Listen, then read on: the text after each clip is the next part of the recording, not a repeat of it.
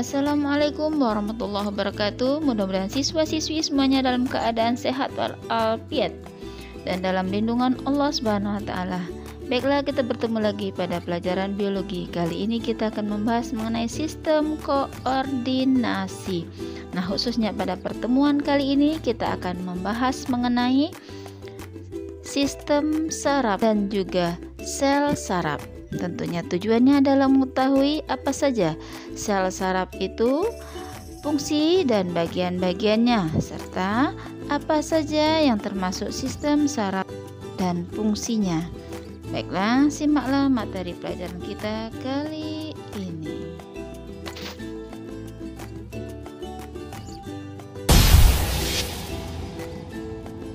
Sistem saraf pada manusia. Otak merupakan komponen penting dalam sistem saraf. Sistem saraf bersama sistem hormon dan sistem indera membentuk sistem koordinasi. Sistem saraf, sistem hormon, dan sistem indera saling bekerja sama dalam mengatur dan mengendalikan kerja alat-alat tubuh, sehingga tubuh dapat bekerja dengan serasi sesuai fungsinya.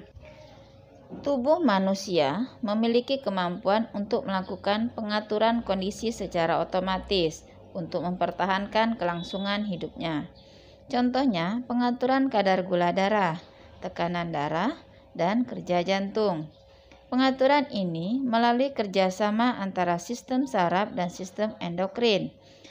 Sistem saraf dan sistem endokrin memiliki beberapa perbedaan. Nah, kita lihat sekarang apa perbedaan antara sistem saraf dan sistem endokrin.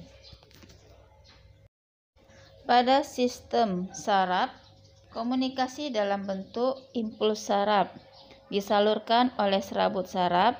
Penerima pesan adalah efektor, otot atau kelenjar, menghantarkan rangsang dalam waktu cepat, berdampak pada lokasi yang terbatas, bekerja secara cepat, respon hanya dalam waktu singkat, dan efek bersifat tidak permanen dan reversibel. Sedangkan pada sistem endokrin, komunikasi dalam bentuk pesan kimiawi atau hormon disalurkan oleh sistem peredaran darah. Penerima pesan adalah organ sasaran, menghantarkan rangsang dalam waktu lebih cepat, berdampak pada lokasi yang luas, bekerja secara lambat, respons dalam waktu lama, dan efek bersifat permanen dan tidak reversibel. Sistem saraf manusia. Sistem saraf tersusun atas berjuta-juta sel saraf yang mempunyai bentuk bervariasi dalam tubuh. Sel-sel saraf berhubungan untuk memindahkan impuls listrik dari satu bagian tubuh ke bagian tubuh lainnya. Seluruh sel-sel saraf saling bekerja sama dalam pengaturan kerja alat tubuh. Oke, yang pertama, sel saraf atau neuron. Sel saraf tersusun atas dendrit, badan sel, dan neurit atau akson. Dendrit merupakan juluran pendek sitoplasma dari badan sel saraf. Dendrit berfungsi menerima impuls dari ujung saraf lain dan menghantarkannya ke badan sel saraf. Dalam badan sel terdapat badan nisel yang berfungsi menerima dan meneruskan impuls dari dendrit ke neurit. Neurit atau akson merupakan juluran panjang sitoplasma dari badan sel. Neurit berfungsi meneruskan impuls dari badan sel saraf ke sel saraf yang lain. Neurit terbungkus oleh selubung mielin yang disusun oleh sel-sel skuan. Selubung mielin berfungsi sebagai pelindung neurit dan pemberi nutrisi bagi neuron. Bagian neurit yang tidak terbungkus selubung mielin disebut nodus Ranvier. Ketika di neurit, impuls menjalar ke nodus Ranvier, lalu meloncati selubung mielin. Hal ini terjadi karena selubung mielin bersifat sebagai isolator impuls. Loncatan impuls tersebut mempercepat gerakan impuls. Sel-sel saraf saling berhubungan membentuk suatu simpul saraf yang disebut ganglion.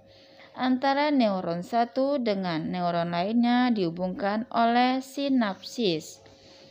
Oke, sekarang kita lihat macam-macam neuron berdasarkan fungsinya, yaitu yang pertama, neuron sensorik berfungsi menghantarkan impuls dari reseptor ke sistem saraf pusat. Reseptor adalah penerima rangsang. Organ yang mengandung reseptor disebut indera. Nah, neuron motorik berfungsi menghantarkan impuls dari sistem saraf pusat ke efektor. Efektor berupa otot dan kelenjar. Dan yang ketiga, neuron asosiasi berfungsi menghubungkan neuron sensorik dengan neuron motorik. Neuron asosiasi terdapat dalam otak dan sumsum tulang belakang. Susunan sistem saraf manusia. Sistem saraf manusia terdiri atas sistem saraf pusat dan sistem saraf tepi. Nah, untuk pertemuan kali ini kita hanya membahas mengenai sistem saraf pusat. Sistem saraf pusat terdiri atas otak dan sumsum tulang belakang. Sistem saraf pusat dilindungi oleh selaput meninges. Selaput meninges terdiri atas durameter, yaitu lapisan terluar dan melekat pada tengkorak, arachnoid, yaitu lapisan tengah, dan viameter, yaitu lapisan terdalam yang tipis dan mengandung banyak sel darah. Antara lapisan arachnoid dengan viameter terdapat ruang subarachnoid yang berisi cairan cerebrospinal. Cairan ini berfungsi sebagai pelindung gesekan antara otak dengan tengkorak dan sumsum tulang belakang dengan ruas-ruas tulang belakang. Oke, yang pertama, otak. Otak merupakan pusat saraf utama karena berperan dalam pengaturan seluruh aktivitas tubuh. Bagian luar otak, yaitu korteks, berwarna abu-abu. Bagian ini mengandung banyak badan sel saraf yang disebut substansi grisea. Bagian dalam otak, yaitu medula, berwarna putih. Bagian ini mengandung banyak neurit dan dendrit yang disebut substansi alba. Otak terdiri atas 6 bagian, yaitu otak besar atau cerebrum, otak depan atau diencephalon, otak tengah mesencephalon, otak kecil, cerebellum, jembatan parol, pons farolli, dan sumsum lanjutan medulla oblongata. Oke, kita lihat sekarang yang pertama, otak besar atau cerebrum. Cerebrum terdiri atas 2 belahan. Setiap belahan terdiri atas 4 lobus, yaitu lobus frontalis, pengendali gerakan otot rangka dan tempat terjadinya proses intelektual. Lobus occipitalis, yaitu pusat penglihatan. Lobus temporalis, pusat pendengaran, penciuman dan pengecap. Lobus parietalis, yaitu pengatur perubahan pada kulit dan otot. Otak besar berfungsi dalam pengaturan semua aktivitas yang berkaitan dengan kepandaian atau intelijensi, ingatan atau memori, kesadaran, dan pertimbangan. Otak besar merupakan pusat pengaturan semua kegiatan atau gerakan yang kita sadari. Kemudian kita lihat yang kedua, otak depan atau diencephalon. Otak depan terdiri atas talamus dan hipotalamus. Talamus berfungsi sebagai pusat pengaturan perasaan dan gerakan. Hipotalamus berperan dalam pengaturan suhu tubuh, rasa lapar, dan haus. Yang ketiga, otak tengah atau mesencephalon. Otak tengah berfungsi mengatur gerak refleks mata. Selain itu, otak tengah juga berfungsi mengontrol pendengaran. Yang keempat, otak kecil atau cerebellum. Cerebellum terletak tepat di bawah bagian posterior otak besar. Cerebellum merupakan pusat pengaturan gerak, koordinasi gerak otot, serta posisi tubuh. Pada bagian bawah cerebellum terdapat jembatan parol. Yang kelima, jembatan parol atau pons paroli. Pons paroli berfungsi menghantarkan impuls otot-otot bagian kiri dan kanan tubuh. Pons paroli ini juga berfungsi menghubungkan otak besar dengan otak kecil. Kemudian yang keenam, sumsum lanjutan atau medula oblongata. Medula oblongata merupakan lanjutan otak yang menghubungkan otak dengan sumsum tulang belakang. Medula oblongata berfungsi mengatur denyut jantung, pelebaran dan penyempitan pembuluh darah, gerak alat pencernaan, sekresi, kelenjar, bersin, bersendawa, batuk, muntah, serta gerak alat pernapasan. Kemudian berikutnya yang merupakan sistem saraf pusat yaitu sumsum tulang belakang atau medula spinalis. Bagian luar atau tepi medula spinalis berwarna putih, yaitu yang disebut substansi alba, dan bagian dalamnya berwarna abu-abu, yaitu substansi grisia. Medula spinalis merupakan lanjutan medula oblongata dan terdapat dalam rongga tulang belakang. Fungsi medula spinalis adalah sebagai berikut. Yang pertama, menghantarkan impuls dari dan ke otak, serta yang kedua, mengendalikan gerak refleks. Sistem saraf tepi. Saraf tepi menghubungkan semua bagian tubuh dengan pusat saraf, yaitu otak dan sumsum tulang belakang. Berdasarkan tempatnya, sistem saraf tepi terdiri atas saraf kranial dan saraf spinal. Kita lihat tabel saraf kranial. Kita lihat ada di situ olfaktori, optik, okulomotor, troklear, trigeminal, abdusen, fasial, auditori, glossofaringeal, vagus, aksesori spinal, dan hipoglosal. Saraf spinal berasal dari sumsum tulang belakang. Cabang-cabang saraf spinal mempersatukan seluruh otot rangka dan kulit.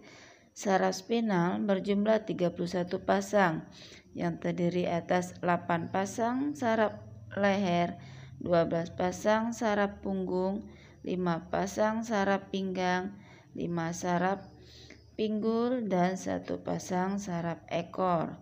Berdasarkan fungsinya, sistem saraf tepi terdiri atas sistem saraf somatik atau saraf sadar dan sistem saraf otonom atau saraf tidak sadar.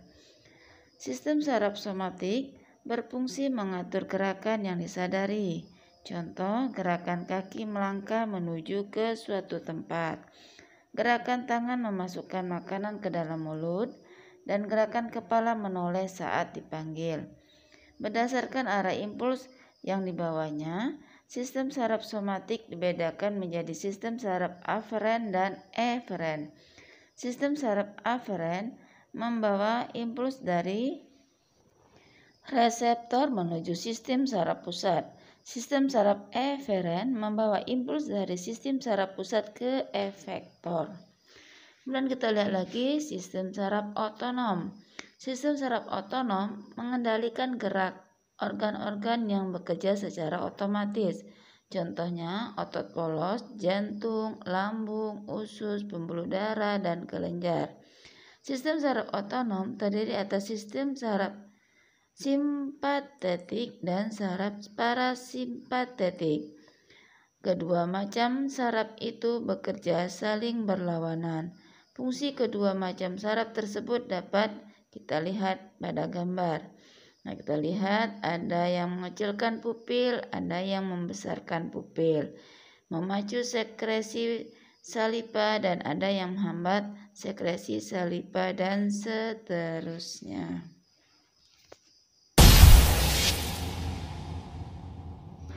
Demikian pembelajaran kita kali ini. Mudah-mudahan siswa-siswi benar-benar paham dengan materi yang telah dipelajari. Baiklah, seperti biasa Ibu akan memberikan soal untuk kalian.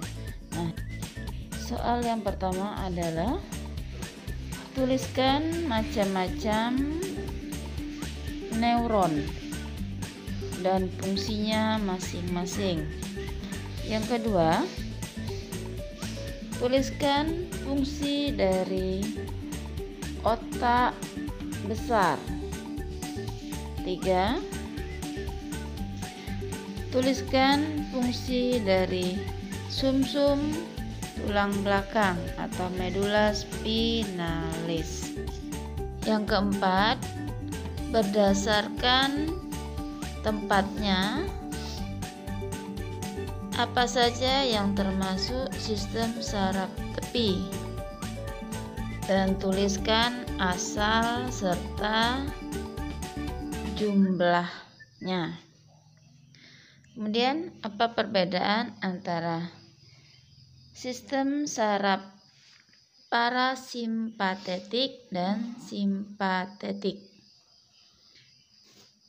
Demikian pertemuan kita kali ini dan Ibu akhiri. Wassalamualaikum warahmatullahi wabarakatuh.